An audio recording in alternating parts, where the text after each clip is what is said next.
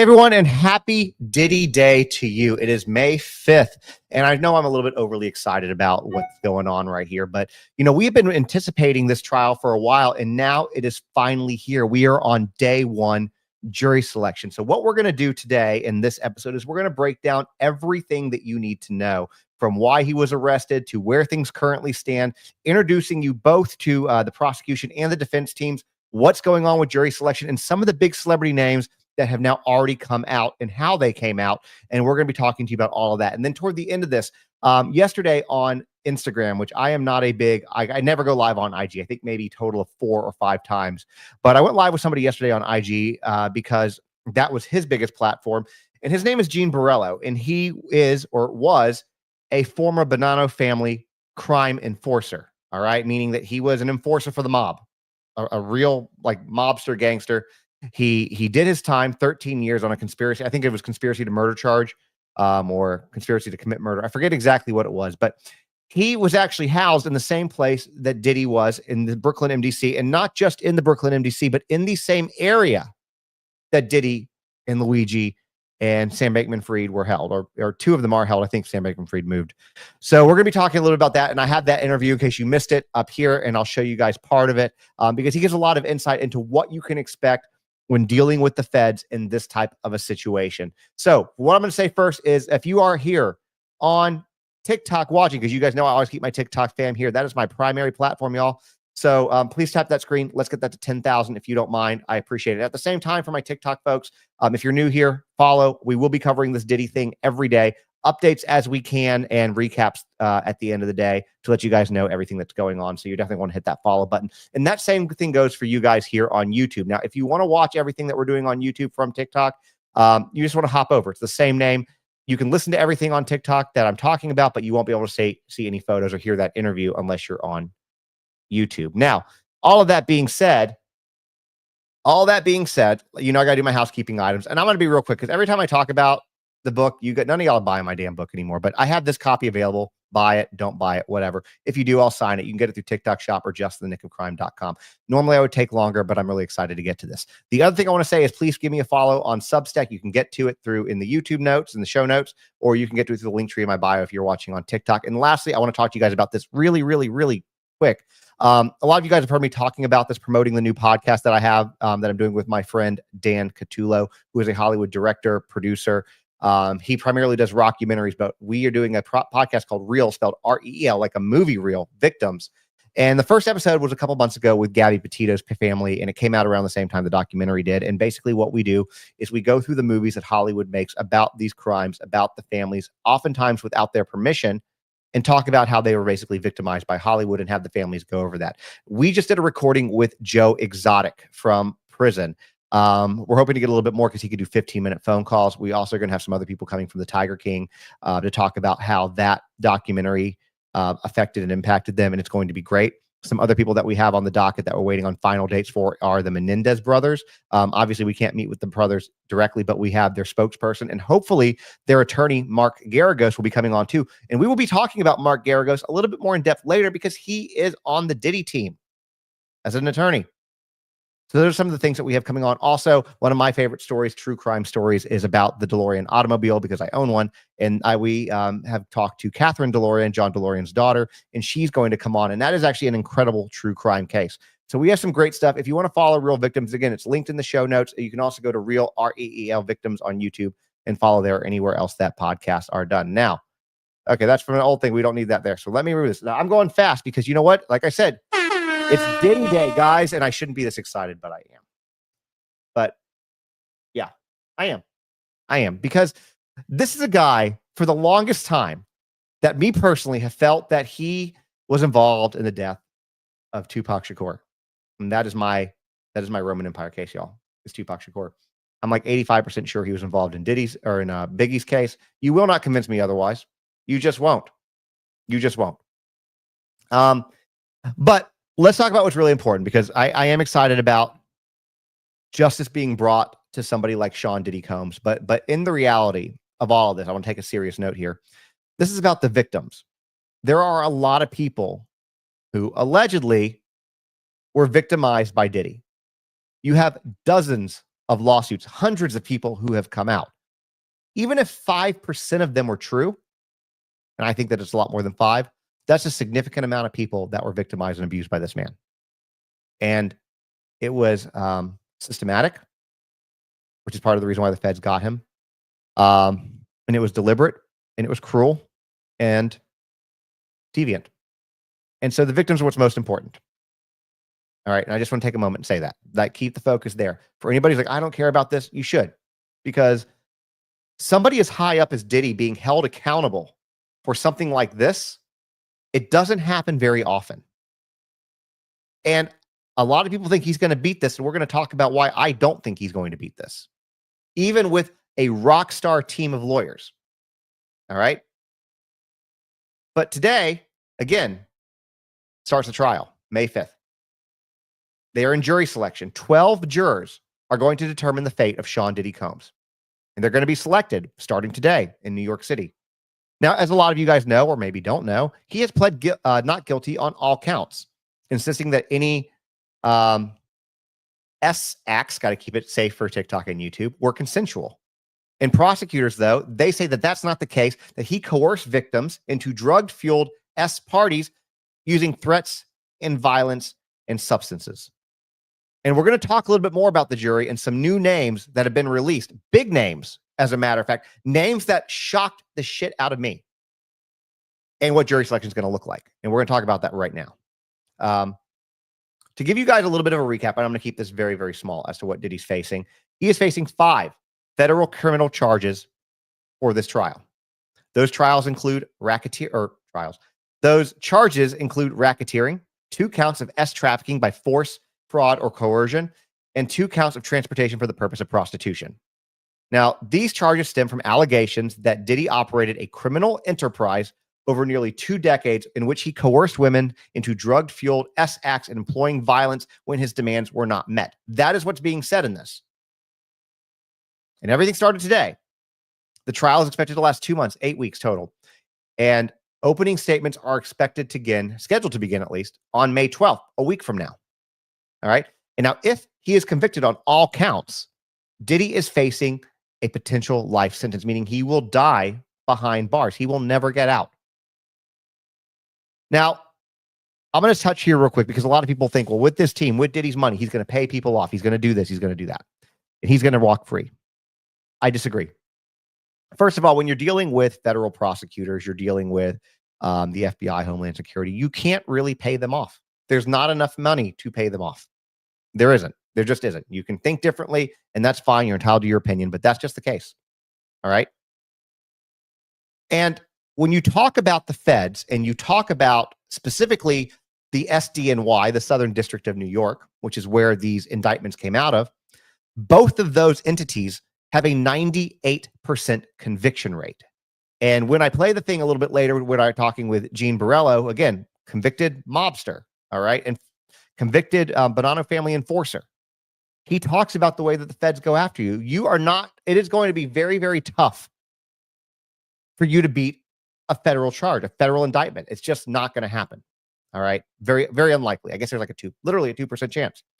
In addition to that, in addition to the fact that the indictments came down from SDNY, in addition to the fact that they had been looking at him for an extended period of time in order to arrest him to begin with, think about the bi-coastal raids that they did on his properties in Miami and LA. In order to get something like that orchestrated, to get a judge to sign off on that, for somebody as high-powered, as high-profile as Diddy, everything has to be right. All I's have to be dotted. All T's have to be crossed, and there must be compelling evidence. All right? Now, again, trial starts. Diddy has pled not guilty on all counts, insisting that any acts that people did between him and women or men were consensual. But let's talk about a little bit what these charges mean, specifically racketeering, because I've had a lot of people ask me, well, what is racketeering? Well, racketeering is like when a crime is run like a business. It's a charge that you typically think of when you're dealing with organized crime, the mafia, cartels, things like that, okay? And the government is accusing him of running a long-term organized criminal operation, and which is how he got this racketeering conspiracy charge. And those things for Diddy specifically, involved the trafficking, the coercion, drug distribution, and violence and threats to silence victims. Even while he was in prison, he was calling potential victims, witnesses, etc. If you guys remember that. But instead of charging each act on its own, so instead of giving a single charge for the trafficking, for the coercion, for the distribution, for the violence and threats to silence victims, they just put it all under racketeering, because that allows the government to show it was all part of a much larger system, like an underground empire, right? And he used his businesses. This is what they're alleging, that he used his businesses to run these things. They were the legitimate face of this criminal empire, is what they're saying. It's very similar when you think about taking down the mafia. It's very similar to that. Now, let's talk about his team real quick. We're going to get into the players, because again, this episode, guys, is to give you everything you need to know on day one going in. All right. And after we get through all the players for prosecution and defense, we're going to talk about exactly what juries look like. Okay. What this selection looks like, where he's at as of right now, and the names that have been brought up and why. Okay. So if you are on TikTok, you cannot see the photos that I am showing, and that's okay. You can sit here and listen. All right. You can sit here and listen. But if you want to jump over to YouTube, same name, Just in the Nick of Crime on YouTube, and you can see these photos. This guy right here is Marc Agnifilo. All right. His wife is actually Luigi's attorney. He is an incredible attorney, and he is lead trial counsel for this. He is a former assistant U.S. attorney in the Eastern District of New York. All of your biggest indictments come out of either the Southern District or the Eastern District of New York, meaning that he knows this stuff inside and out. He has tried over 200 federal and state cases. He's known for handling some of the most complex and high-profile criminal cases, including Keith Raniere. He led defense in a massive racketeering and trafficking case, very similar to what Diddy's up against. Martin Shkreli, he argued on behalf of the if you guys remember, he was the farmer bro, in a securities fraud trial, resulting in a partial conviction. And then Roger Ng, he represented Roger, who's an ex-Goldman Sachs banker who was tied to one of the largest financial fraud cases in history. Okay, his reputation is for being meticulous in cross-examinations and jury perjury, or jury persuasion. Sorry, not perjury. This is the guy that I'm excited to talk to you guys about, is Marc Geragos. So Marc Geragos is somebody that hopefully we're going to have the opportunity to talk to in the very near future about the Menendez brothers. But right now, we're going to focus on him here. So he's kind of like an honorary part of Diddy's team. While he's not necessarily an official attorney, he is there. He is there for guidance. He is there for strategy. And if you don't know who Marc Geragos is, let me enlighten you just a little bit, okay? Marc Geragos is known as being Hollywood's go-to lawyer in California, in Hollywood. He is a household name. He has represented some of the biggest names that you have heard of. People like Michael Jackson, Winona Ryder, Chris Brown, the Menendez brothers. I'm going to give you some more. He's represented Kesha in a legal battle that he had against her producer, Roger Clinton Jr., Bill Clinton's brother, in a DUI case, Hunter Biden, Colin Kaepernick, Scott Peterson, Nicole Richie, and Nate Dogg, and even OJ in the civil trials. This is a guy that does not play. All right. He is the big guns. He's like some of the biggest guns that you can possibly get. All right. That's Marc Geragos. He's on there for strategy. Now, part of the reason they got him is because of this woman, Tinny Geragos. Same last name, right? That's his daughter. And her specialty is, she's one of the trial attorneys for Diddy, is estimate conduct defense and complex federal litigation. She is young, but she is fierce. She has been named a Super Lawyers Rising Star for 5 consecutive years and currently sits on the board of the New York Criminal Bar Association. All right. She's known for building incredibly detailed timelines, dissecting accusers' credibility and pretrial motion success.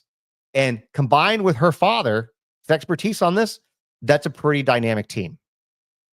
Now, as I'm going through this, I want to say this is an incredible team, but don't discount the prosecution, because they're pretty damn incredible themselves. And we're going to talk about that. Now, this is Brian Steele. He is very well known in Georgia, in Atlanta. He defended Young Thug in a very high-profile RICO trial, the longest running one in Georgia's history. And he's got multiple acquittals in homicide and trafficking cases. He's ranked among Georgia's top 100 lawyers every single year since 2004. For over 20 years, he has been named Georgia's top 100 super lawyers. Next up, we have, where'd my thing go? There it goes. Erica Wolf. Now, this is a very interesting choice because she's not exactly what you think as far as defense go. Her specialty is media and defamation defense. All right. Basically, what they're saying here with having her on here is that not only are we trying to defend him against going to prison, but we need somebody to help with PR. We need somebody to help with the media. And Erica is that person. And she's named one of the top 500 litigators in America, period. She's damn good at what she does. She's known for neutralizing damaging media narratives, pushing back on leaks, and shielding clients from defamation. Next up is Jason Driscoll. Now, Jason is somebody that you're not going to see his face, probably. His primary role with Diddy is research and federal procedure specialist. That is what he is. So what he'll be doing likely is drafting motions, researching precedents, and tightening the procedural screws behind the scenes. He's known for his ability to find legal loopholes, and he's really good at it. He's also clerked for 2 federal judges in the Southern District of New York and the Second Circuit. He's got elite credentials. All right. Then you have Jonathan Davis, and Jonathan Davis isn't really a lawyer. I mean, he's general counsel. He's a lawyer. He's not a litigator for this. Okay. But he knows everything about Diddy's past. He knows everything about Diddy's past legal battles and his business structure. And Diddy has trusted him for decades. So he's basically going to be the continuity between the old cases and the new cases. Then you have Anna Estavo. Hopefully I'm saying that right. Specialty in white-collar crime, federal investigations. She is a rising star in New York white-collar defense. She's part of the law firm. She's known for her ability to find legal loopholes that other people miss. Then you have Michael Tremont. He's a civil litigator, crisis legal specialist, former assistant U.S. attorney himself, and a partner at Share Tremont. He represents Fortune 500 companies, political figures, and international business people. Then you have Alexandra Shapiro. She is an appellate and constitutional law expert. This woman is no joke. Her specialty is federal appeals and constitutional issues. She has argued and won 2 landmark cases in front of the Supreme Court. On top of that, she clerked for Ruth Bader Ginsburg, former Supreme Court justice. So basically what this one signals, which is why she's very interesting as a choice, is it signals that in the event that this doesn't go the way that he wants, which I don't think it will, she's there for appeals. That's where she's going to shine. Then lastly, on his side, I think it's lastly. Yep. No. Sorry. Put that cart before the horse. Xavier Donaldson, courtroom tactician, urban criminal defense, former Bronx prosecutor, has deep experience in inner city criminal defense, strong presence in legal circles. He's known for being able to calm chaotic courtroom scenes. So with all of that said, Diddy added another person to his team today. It was a surprise. And guys, this is a hell of a surprise. All right. And again, if you are on TikTok, you might have to jump over to YouTube to see these, but that's okay. So here's who we got. This woman. This is his secret. This is a secret weapon that came in today for jury selection. This is Linda Moreno. All right. So let me talk about who she is because she joined today. She is an elite jury consultant. Now, if you don't know what that means, it means that her job is to help during the voir dire process, which is picking the jury, to find the best jurors for this. All right. So when you're talking about jury selection, both prosecution and defense get to participate in selecting jury. Okay. They both get to pick. They both get to choose. Voir dire. All right. She is like the best of the best. So she rose to fame in 2005. I got my notes here.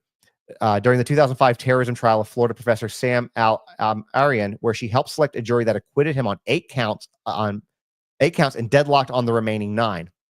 The case, which was prosecuted under the Patriot Act, brought national attention to her uncanny ability to dissect jurors' backgrounds, biases, and beliefs. Now, let me tell you what they do, because it is more than just them being an analyst of the people that are coming in.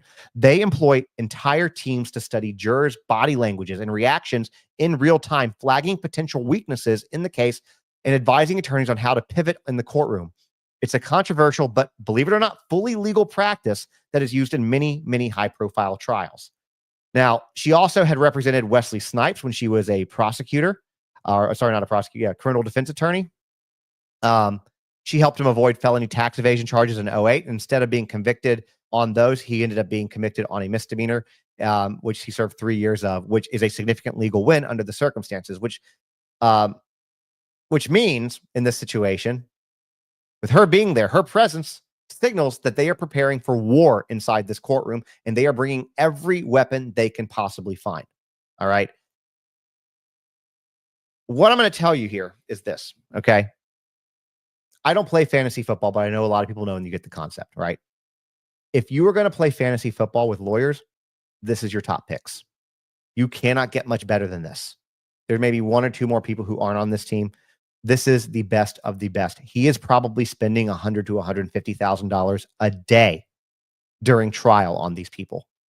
By the time this trial is over, he's probably going to spend, I did a breakdown of it in a previous video, but he's going to probably spend about $6 to $9 million. This could be the most expensive trial like this in history by the time it's done, simply for the people that he has here. Okay. Now, here's what I want you guys to remember too. People have seen this team and be like, prosecution doesn't have a chance. How, this shows that he's guilty. Look, according to US law, our Constitution, right? You're innocent until proven guilty. My personal opinion is that he is guilty. Okay. So as I say this, remember, my personal opinion is that he's guilty. But even if you weren't, hiring a team like this, if you could afford it to keep your butt out of jail, anybody would do that if they could, even if they knew they were innocent, because courtrooms oftentimes are stacked, especially when you're dealing with the feds, are stacked against you, stacked for you to lose. That's just how it is. So remember too, that a win in this case isn't necessarily not guilty. I mean, that obviously is a huge win. Having some of the charges, having him acquitted on one or two of the charges, having the sentence brought down, those are all wins. All right. Now, real quick, before we get into jury selection, let me just do this really quick. We're going to take this down here and we're going to talk about the prosecution because you guys need to know about them too. So for prosecution, the lead prosecutor on this is Maureen Comey. She is the assistant U.S. attorney for the SDNY. She is James Comey, former FBI director's daughter. Her education comes from Harvard Law School and the College of William and Mary, top tier schools. She has been with the SDNY since 2015. She is the chief of violent and organized crime of that unit. She has led high-profile prosecutions, including those against Jeffrey Epstein and Ghislaine Maxwell. I told you, the prosecution's a powerhouse, too. Next up, you have Christine Slavic, an assistant U.S. district attorney with the SDNY. They're all going to be with SDNY. She has prosecuted international cybercrime cases, including an extradition of a British national involved in online film piracy. She's also handled grand jury proceedings and complex fraud cases. Then you have Emily Johnson. She's been involved in prosecuting organized crime, human trafficking, narcotics conspiracies. Excuse the misspelling on this. She also has worked on cases involving financial fraud and has a background in complex corporate transactions, and she has been listed as a rising star amongst attorneys in New York. Then you have Madison Reddick Smizer. Yeah.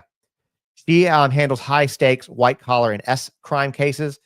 She's also prosecuted fraud schemes and has experience in both state and federal court. And her team's much smaller. Then you have Meredith Foster. Sorry, no photo available. Prosecuted cases involving multi-million-dollar bank fraud, money laundering schemes, and murder for hire plot. She's also worked on cases related to public corruption and financial crimes. Lastly, you have Mitzi Steiner. Steiner. She is done a lot of prosecutions involving multi-million-dollar cybercrime, public corruption. She's been involved in cases concerning romance scams, arson, fraud schemes involving government programs. So again, this team, no joke. Both sides. Here's the thing about this trial, guys. This, in my opinion, there's going to be a couple trials that are going to be trials of the decade. This one and probably Luigi. And I've had people argue with me that they think Kohberger will be too. And I think Kohberger is going to be big, but not this big. Even if you don't give I'm not going to say what I'm saying. Even if you don't care about Diddy, okay, this trial is going to be one for the books for so many reasons. And it's definitely going to be very interesting to watch because these is all very high-powered people. But now let's talk about jury selection because that's where we are, and that's where some of these names came out, right? They're questioning potential jurors as we speak. So both sides. This is how it works. For those of y'all who don't know, we're going to talk about voir dire. By the way, fun fact, the way that I first learned about voir dire is from My Cousin Vinny. If you have never seen My Cousin Vinny, you should go watch it because number one, it's a great movie. Plus it'll give you some insight into how some of this stuff works. And it's a damn good movie. But basically both sides get to ask questions to potential jurors. Okay. That's in order to assess bias, background, and suitability. Their goal essentially is to find jurors who can be fair and impartial, or at least who are more favorable to your side. So the prosecution is going to want to find ones that are towards their side, and Diddy's going to want to find ones that are more towards his side. Um, if a juror shows clear bias or can't be impartial, for example, like I already think Diddy's guilty, like I do, right? I would not make a good jury. They would kick my butt off so fast. But either side, then in that case, can ask the judge to remove them for cause. The judge has to approve each juror, though. Now, here's what the challenges are. Preemptory challenges. So each side gets a limited number of these. You can dismiss a juror without giving a reason, as long as it's not discriminatory. Like you can't say, oh, he's black or he's white or it's a male or a female or they're gay or they're straight. You can't, any protected class, you can't dismiss them for. It can't be discrimination. But if there's any other reason, you can dismiss them. If you don't like how somebody's hair's cut, that's not protected class. You can dismiss them. All right. If you're like, that person looks like a Karen, I don't want them on there, they got that haircut, you can kick them. And the strategic use of these challenges can shape the final jury. Now, once both sides have used their challenges and the judge has ruled on strikes for cause, the remaining jurors are then sworn in. In federal court, you're talking about 12 jurors and a few alternates.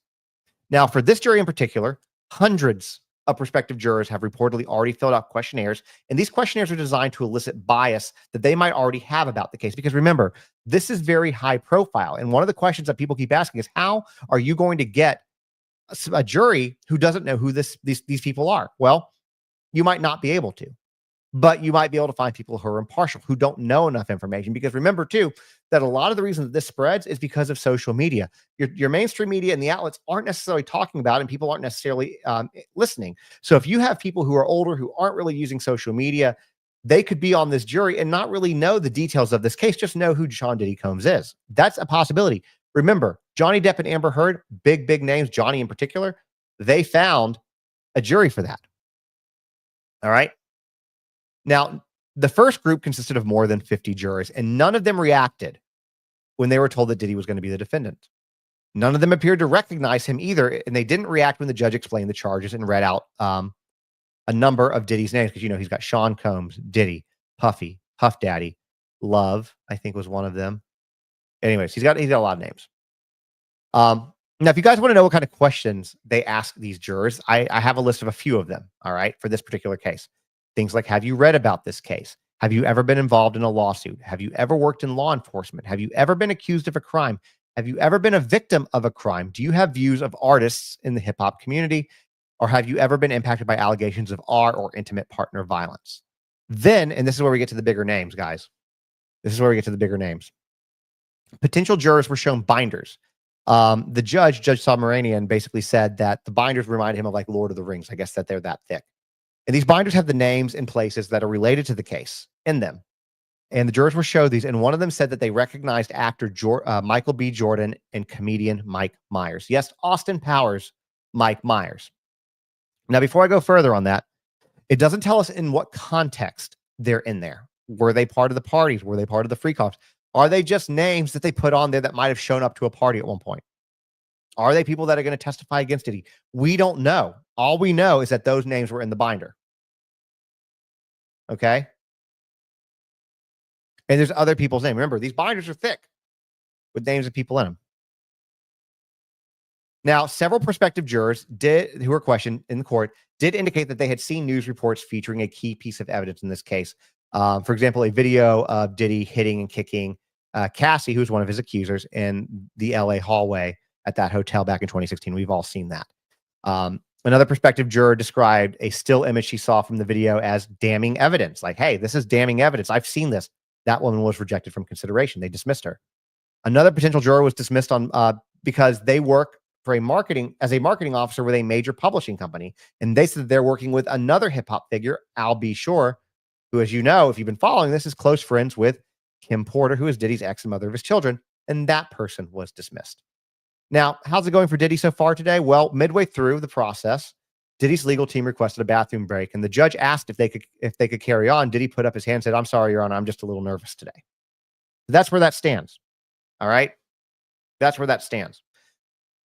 And this is day one, guys. This is day one. Now, before I go to the next part, I'm going to make a comment because Chaps, who's one of my longtime followers, says OJ was guilty and got off. I'm thinking Diddy was trying to do the same. I'm sure he is trying to do the same. I'm sure he is. But here's the big difference between OJ's trial and Diddy's trial, which, by the way, real quick fun fact for you guys who don't know this, federal trials are never televised. So if you're like, well, will we be able to watch this? Will we be able to stream it? No, you will not. They are never televised. The way that we're going to get information, the way that I'm going to bring you information, or if you want to watch it on your own, is that there are going to be reporters in the courtroom with a pen and paper. All right. With a pen and paper. And they're going to be taking notes. And as soon as a bathroom break, recess, lunch, whatever, they're going to be out talking to their affiliates. We're going to get that information at that point in time. All right. And then I'll come back on, of course, let you know. And other creators who are covering this will let you come back on and let you know.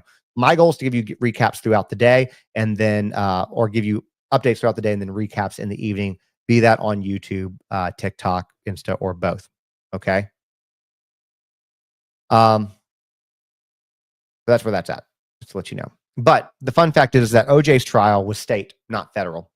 The way evidence is collected and done versus in federal versus state, how much they have to compel is a lot different. So that's where that's at. Now, if you are on TikTok, you're not going to be able to see what I'm about to show you because I can maybe try to help it so you guys can hear it. I don't know if I can do this. We'll see what I can do. Maybe I can if I turn this way up. So basically, I think if I can do this. I'm trying to think if I can do that for you guys. I'm going to be showing a quick video that on a live that I did last night with, which I said at the beginning of this, a man by the name of Gene Barllo, who is a former mafia enforcer, did his time at Brooklyn, NBC, where Diddy's at, and talks about federal trials. He was an incredible wealth of knowledge. I did upload the live by itself to YouTube, but for those of y'all who didn't see it, I'm going to play it right now. I will try to make it so you guys can hear it on TikTok, but if you want to jump over, you can absolutely jump over. If you're coming in late and like, hey, what's he talking about? I want to hear all this. I want to recap. This is being recorded on YouTube. You can go over and see it right now. But let's go and get this pulled up. My name's Gene Barllo. I didn't mean to do that yet. Hold on. Let's rewind him a little bit. I was a former mobster for the... Hold on. Let me get this pulled up. All right. I'm going to try to show this for you guys. Let's see if we can do. Hey, everyone. Hope you guys are having a good night. I don't do a lot of Instagram lives, but my guest tonight, there he is. How are you doing? Hey, what's going on, man?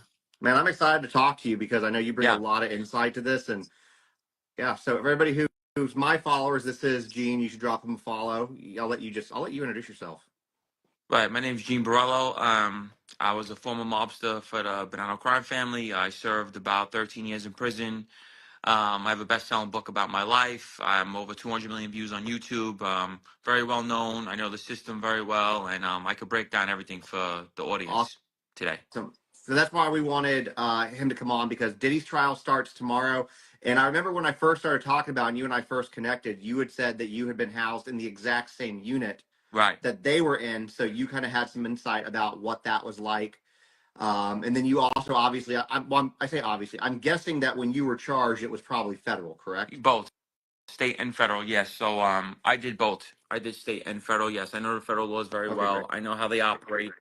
I'm in I believe he's in the Eastern District or the Southern, I'm not sure, but it's pretty much the center stage of America. That's where the biggest trials come out of, is usually the Eastern District or Southern District of New York. Right. So what for his prison life in Brooklyn, MDC, in that particular unit, if you want to walk people through a little bit what that looks like. So it's 4 North. 4 North is for high profile cooperators, very high profile celebrities. Luigi's in there as well. Sam Bankman-Fried was in there when I was in there. Still there too. Yeah, well, not no more. They kicked him out because he did that interview with the guy from Fox News. They threw him out. Okay, I missed that. Sorry. Yeah. Who else is in there? Fetty Wap, the Attorney General of Mexico, President of Honduras. They put all high-profile people in there, and like I said, there's not going to be regular prison life. It's going to be more of laid back, nothing really going on. It's more like 20-something people. It's a dormitory. It's not cells, and you basically could do whatever you want all day. There's no structure. You know what I mean? So it's not really prison. He's not going to experience prison life until he's sentenced. All right. And then for somebody like him, once he's sentenced, what would that look like for someone with his notoriety and fame? Because wouldn't he? I would imagine he'd have a target on his back, Yeah, wouldn't he? yeah. I mean, it depends on where he goes. Obviously, here's the thing. It depends on the amount of time that he gets, where he's going to go. But they have a thing called dropout yards, and a dropout yard is for basically people like him as well. But you're going to end up in a penitentiary dropout yard, which is still very dangerous.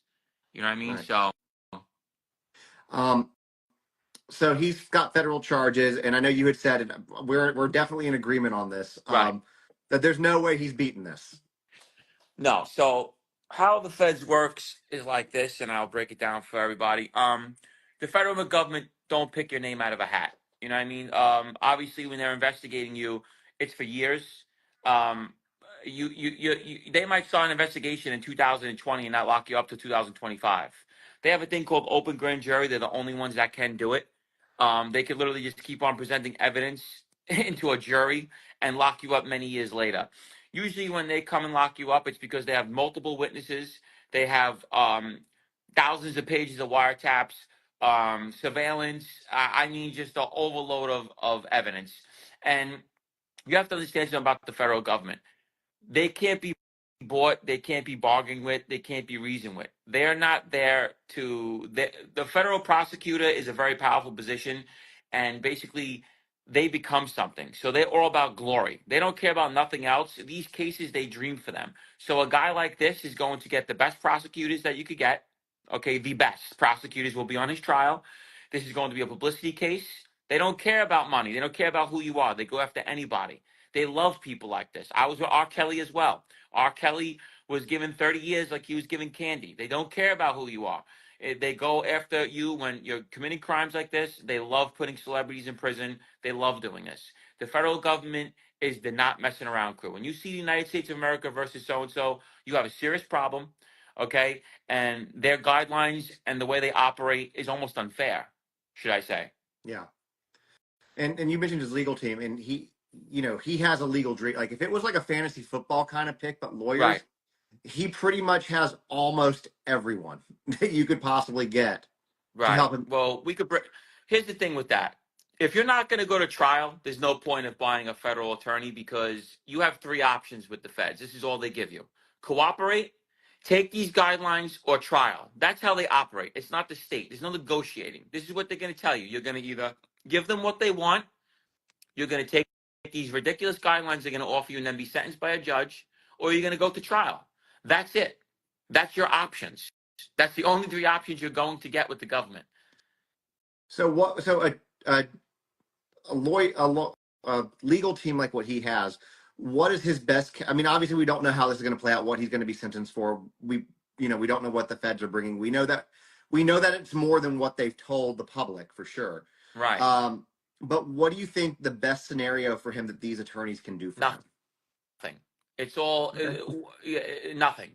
This is what it is. It's all you get a good mouthpiece. You go to trial. You might get lucky, and they could talk you out of it. It's rare in the feds. It don't happen. It's always good to have a former prosecutor as a lawyer because they're the best to have. I worked on both sides. I was with the government, and I was a mob guy, so I could tell you from both sides.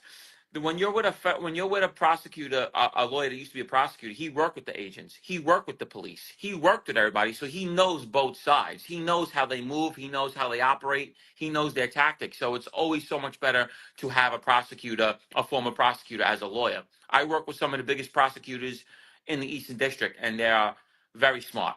They know the law very well, and they're very, but they know in their brain. This prosecutor knows that to beat a RICO racketeering case is like hitting the Mega Millions. Yeah. To be found not guilty on all charges is like going to a candy store, buy $1 ticket, and winning the Mega Millions with that dollar ticket. That's the chances of being found not guilty on all charges.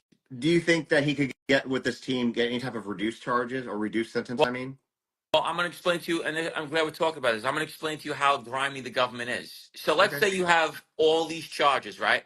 And let's say you come back with a verdict and they find you not guilty of everything except for the lowest count. With the federal system, you see in the state, you can only be sentenced to that charge of that guideline. With the feds, the judge could turn around and say, well, I listened to the case and you were found not guilty of the lowest count, but I can still sentence you off the top count. So which means if you Wow. blow So if you blow trial to the lowest count that only holds 60 months, he could still give you 60 years because he could say, I listened to the case and I believe you did commit the top counts and give you a life in prison or 50 years, whatever he wants, when your charge only might hold 60 months. That's how the government works. So he was offered plea deals twice, and he didn't take them either time. I would imagine that with this legal team, they know their odds going into this. Why do you think that he would turn down their plea? Well, I'm trying to think. Do you know what the numbers were? Because I could tell you why. If you knew, I don't know they didn't tell us anything about what the plea deal was, but I know he's facing like the rest of his life. Right. What's his top charge? I didn't really see. What's the top charge? Let me look real quick. I can tell you the guideline. Let me look real quick. So he's a first-time offender, but at the end of the day, you're gonna cop out the guidelines. 1 second, I'm gonna check real quick. He's multiple charges. I don't know which one's going to be the top one, but it's sex trafficking, racketeering, conspiracy, and transportation for the purpose of prostitution. Those are the three main. I mean, there's a few other things in there, but those are the three. Human trafficking's in there as well, right? Yeah, that would be the sex trafficking. Yeah. Yeah, so like I said, those guidelines, it's under a RICO Act. It probably could be like 10 to life. And let me break down 10 to life guidelines. A 10 to life guideline, which means is that the judge cannot go under 10 years. So when you are sentenced to a minimum mandatory, they have that in the feds. If you cop out to a minimum mandatory of 10 to life, the only way a judge could break your minimum is if either you cooperate with a 5K letter or a safety eval. It's cooperation. That's the only way he can go under your minimum. That's it. So he has a range of 120 months to natural life. So if you plea out, the judge will give a recommendation. He's a first-time offender, so he'd probably be in the range of 15 to 18 years. And I believe if it was a 10 to life, he would be looking at least 15 to 20 years around that time if he took the cop out of the plea, because he's thinking in his brain, I'm going to get 20, 30 years because the judge has such a wide range. You know, they're probably telling him on a 10 to life or 15 life, this guy, they might roof you. They might give you 30 years, 20 years. So he's going to trial. But I could guarantee you that if he blows trial, he will get, I mean, you're talking 30 plus years, you know, more. Yeah. You know what I mean? Sky's At his age, that's it. Yeah, it's sky's the limit, man. I'll be honest with you.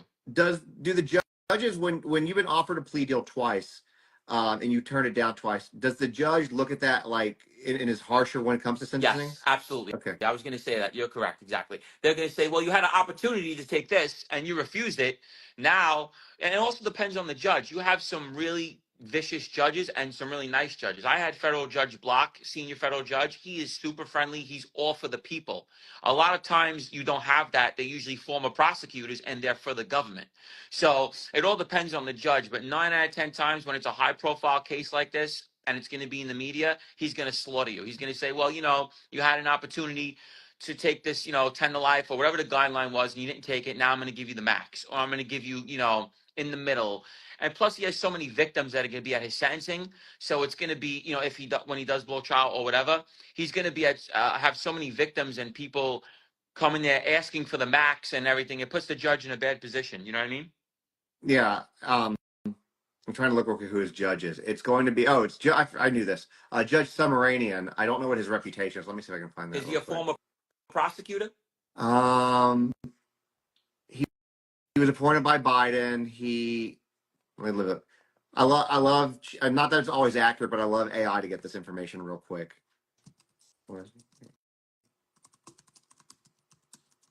I usually have to fact check it, but since we're quick, we'll take its word. Yeah. Hold on a second. He is recognized for his intellect, fairness, and commitment to justice. He made history as the first South Asian judge to serve on this bench. It's his legal background. He clerked for Ruth Bader Ginsburg, and then he was just a partner at a law firm. He was a prosecutor then. Yeah. He said he was not a former prosecutor. His career focused on civil litigation rather than criminal prosecution. Right. Yeah. You see, it's always bad when you have a former prosecutor because they think just like a prosecutor, they're still a prosecutor. They're just on the judge. They're a judge, but they're still the prosecutor. You know what I mean? So then you have the judge, the prosecutor, and all of them against you. But like I said, in his situation, if he does blow trial, which 9 out of 10 times he's going to blow trial, you know, he's going to either come home when he's in his 70s or never come home.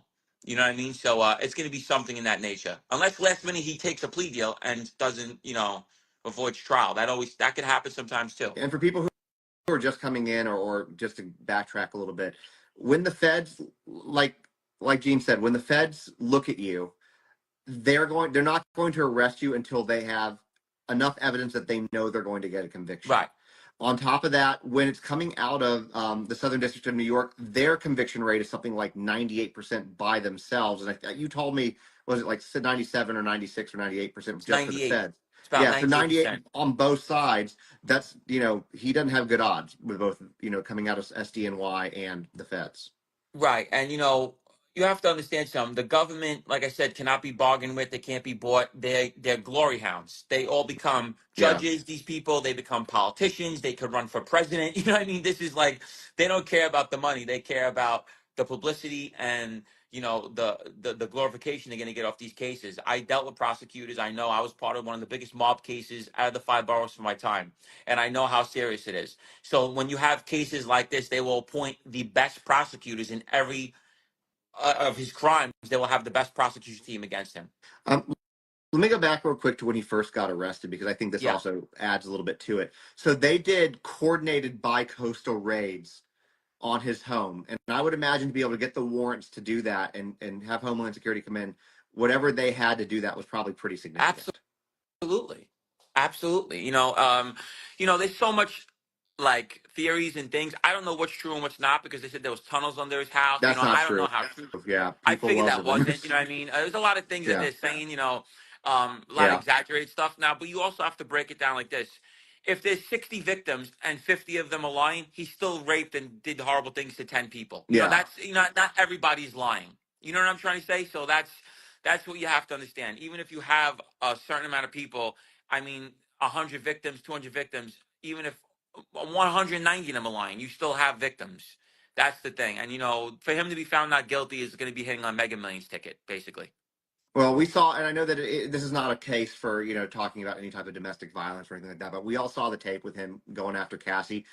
He was way too comfortable for that to have been his first time. Well, he thought he was untouchable. You know what I mean? For a long time, there's a lot of stuff going on. The defense they're going to use is that he's just a swinger, a party guy. But these girls were underage, some of them. Some of them were 16 years old, from what I'm hearing, 15 years old. 13, case. That's insane. You're not going to beat that. You know what I mean? There's no way you could get around that. R. Kelly and me have the same attorney, Douglas Anton, and the defense was, they blamed it on the security team. You had to go through 3 levels of clearance to sleep with R. Kelly. They weren't buying that. He tried blaming it on his team, like the women had to go through his team to get to him, saying that he didn't know that they were underage and all this stuff. So that didn't work. So a lot of people think that Diddy is not the top fish in this, and that they're using him to try to get to other people. Personally speaking, I don't think that that's the case. I think that he's the one who they want. What do you think about that? Yeah, absolutely. But there's definitely a lot of people's names that are coming up in it.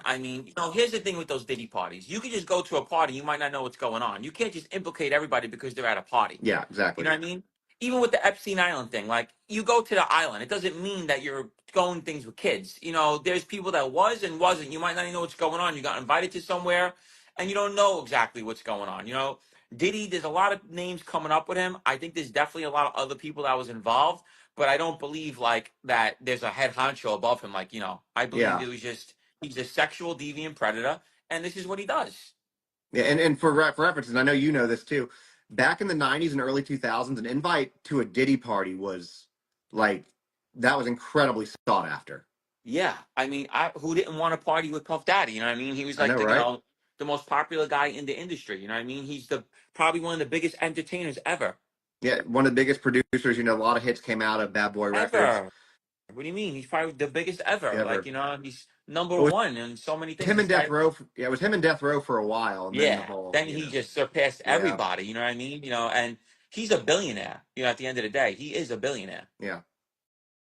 What else am I not asking that people should know? I love this knowledge because you're just full of so much great information. So it's awesome. Right. Yeah. Yeah. All right, guys, we're going to stop it there. If you want to see the rest of that, I get into questions, believe it or not. I'm asking him about like mob life and things like that.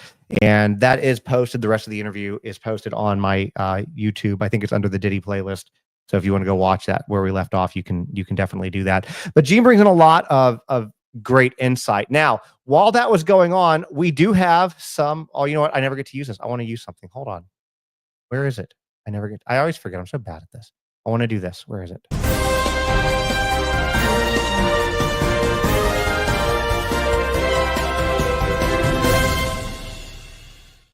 But I want to do it anyways. We have some breaking news on some additional, like where the jury selection currently stands, and as well as additional names that let me just go through all of this real quick and give you guys what we have. All right. So here are some other A-listers that have been named. Okay. Other names mentioned on the list by a female juror said that she recognized them were Michelle Williams from Destiny's Child, actress Lauren London, who was the girlfriend of Nipsey Hussle, who was shot in 2019, and then also Kid Cudi.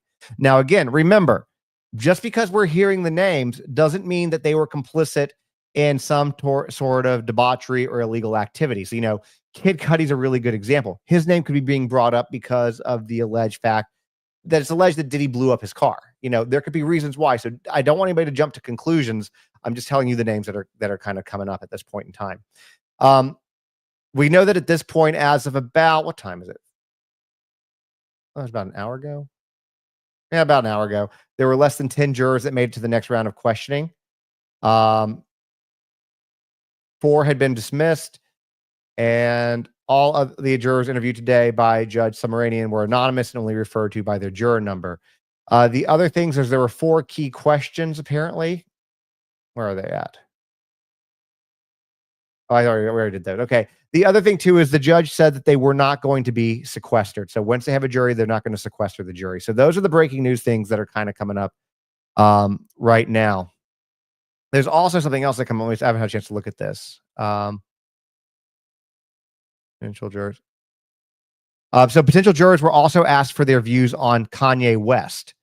So West was apparently dragged into a case when a potential juror said they recognized his name from a list of people who may come up in the trial. So Kanye may come up in the trial, basically, is what they're saying, which wouldn't be surprised because Kanye actually had a lawsuit against him, civil suit about something that happened at a Diddy party. Big surprise. Plus Kanye's, he's just a problem. So those are some of the other people who we now have on this. Now, I see people on TikTok and on here asking, why are we not seeing this? Why are we not seeing this? You know, and I get that a lot of people don't know this, and we'll go ahead and tell you it again. Federal trials, specifically federal trials, are never, ever, ever televised under any circumstances. Never. That's a rule. They just aren't. So if you see somebody's trial televised, it means that it is a state trial, not federal.